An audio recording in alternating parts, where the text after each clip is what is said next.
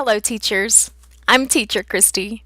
Today I'm going to talk to you about no-shows, standbys, and placeholders. What are they and what are the differences? So, a student no-show is when you have a regular booked class with at least one student in your class when you go to check your schedule. At the beginning of the class, there are no students. Where are they? If you reach the 0 minutes at class start and there are still no students, you click Help, Student No Show. Then refresh the platform. That's very important. I have had classes where I have gone and refreshed the platform and poof, a student appears down below. That student would have been very upset and confused if you had been talking or just sitting there the whole time and they could see you but you couldn't see them. So don't forget that step.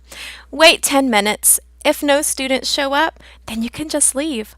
Or you can repeat step 1 where you click Help Student No Show again and then leave. I like to do that.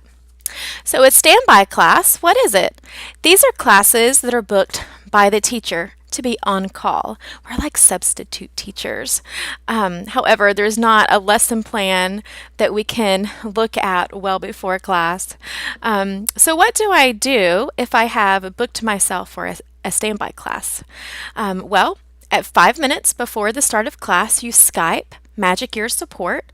That should have been the Skype name that once you became a teacher, you began using.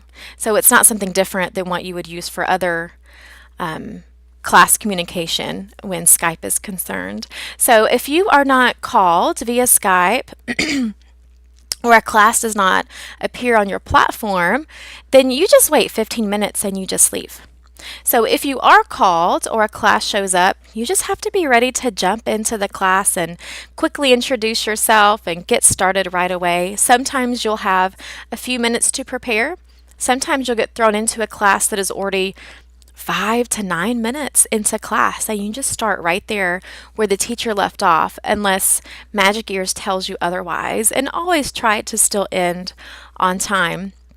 And there are times where I have had standby classes that turn into a class overnight, and that gives me a little more time to prepare. So that's helpful when that happens. So placeholders. This seems to be kind of a newer thing that MagicEars is doing and is definitely affecting more teachers. And some are a little confused by it. So what is a placeholder? Well, MagicEars has said that it is a filler class in case they do not have enough standby teachers. So it might turn into a class, a totally different class than what is listed. Or because it is a filler class that students can join, sometimes you'll have one or two pop on there and that will turn into an actual class of the same lesson. So how do I even recognize them? What do they look like? Well, they are usually in Chinese characters followed by a number. Or sometimes they'll have a staff name followed by a number, but almost always you'll see a number there.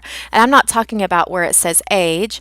I'm talking about down there in my examples where you see the Chinese characters and the 10 next to it. If you were to put these into Google Translate, which I always recommend putting the Chinese characters into Google Translate, then it translates to something like MagicEars placeholder, MagicEars lecture, something like that.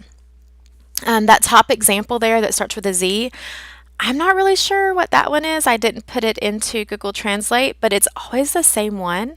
And because it ends with a number, I know it's a placeholder class. All right, so there's your placeholder classes, or what they look like. So what do I expect? Well, you just treat it like a no-show. If you get on there, it's still a placeholder. There are no actual students. You follow all of the same protocol as you did for a student no-show. All right. So your class will change, or it can change hours before or overnight. And when that happens, then you just prepare like you do a regular class. You just might have a little less time to prepare for it. Or another thing that could happen would be that it changes just before the start of class. And this would happen if there aren't enough placeholder or enough standby teachers, and they really need you to take this class for them. So it could totally change into another class just before the class starts, or 10 minutes before the class starts, or when you are already teaching 3 classes before it and you jump on to go on and you're like, it's another class. You just have to be ready. I personally don't mind. It's like a challenge, and I have props all around me that I can use, and um, I think it's kind of fun, a new little challenge. At that point, you would just treat it like a standby. One way that it's different than a standby, though, is that you're not going to be thrown into the class. So you'll know before the 00 point up is up if you're going to have to teach a new class. Typically, it's not going to change any earlier than 10, or it's not going to give you shorter notice than 10 minutes typically, but it's not going to throw you into a class 5 minutes into class. So you will have a little bit of time to prepare in some way. So, all right, some extra tips. Standbys are awesome, and they really help you to prepare for the placeholder classes. So if you are not taking standbys yet, give them a try. They help out you, give you extra money, and they help you to have to think on your feet. And I think there's a lot of growth that happens with the standbys. It helps the company, it helps the parents and the students, and it helps other teachers. We have all had to miss at least one class or at least one day of classes if we've been with the company for any amount of time, and we're thankful for the standbys. So let's give back to that.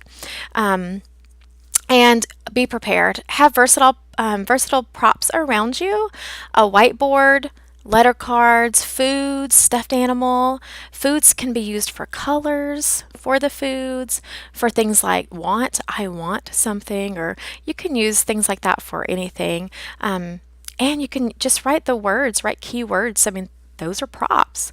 So, and always take teacher training, even if you've been doing this for a while, or if you think you've got it down pretty well. There is a standby workshop that would be helpful for standbys, but also for these placeholder classes. That would be really useful information for that. Another thing is, if you go onto the family page, you can do a search for Lifesaver. And there is a document that is a cooperative document that teachers are putting the lessons on that will give you prop ideas when the Let's Play slide happens. So if you do have some last minute classes, you would have access to that, where you can quickly jump on and say, okay, there's some prop ideas. I can quickly grab those. So I hope those help. And I hope that helps you to kind of know the difference and be prepared. I am making a document that has the protocols for the standbys, the placeholders, and the no-shows, and I'm going to put that on the family page. So look out for that, and I hope this was helpful. Bye.